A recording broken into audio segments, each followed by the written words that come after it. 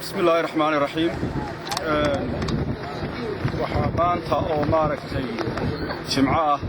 وتاريخ التهاي لحدي بشي تطبات أنا هالكن كل مي وفتي نبضات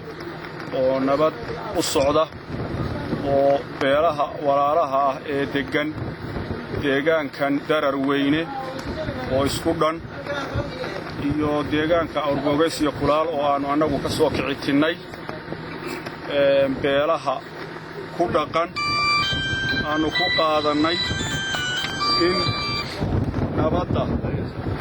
adkayo oo dadkaasi sidii ay ceelka iyo cashintaba u wada daaqi jireen oo baadida u kala xulan jireen ay sidoodii ahaadaan oo nabadda la xoojiyo oo runtii dee dhibaatooyin waa iska dhacayaane adkaysi iyo dulqaad loo yeesho oo nabadda sidaa loo xojiyo baanu maanta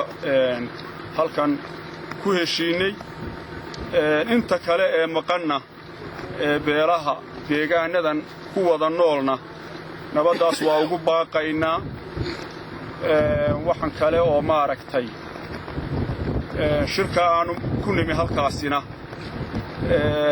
waxay u baahan tahay in loo fahmo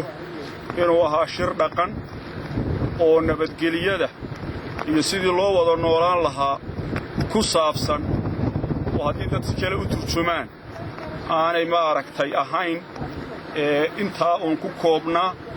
dadkana saas baannu ku wargelinaa uguna baaqaynaa waxaannu kale oo runtii tacsi u diraynaa dadkii waxyeelladu ka soo gaadhay dhacdadii dhowaan ka dhacday gowsa weyne runtii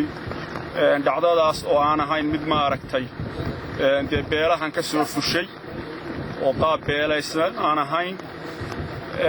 wixii laga qaban karona inaannu ka qabanno labadayada dhinacba waa ku heshiinay marka insha allahu tacaala dadkaasna waxaannu leenahay dee dulqaad iyana ha la muujiyo oo kollayba wax waa dhacayaane dee in nabadda la adkayo oo aan maaragtay la degdegin oo wax walba laga baaraandego bay u baahan tahay waadna salaaman tihiin asalaamu calaykum waraxmatullahi wabarakaatu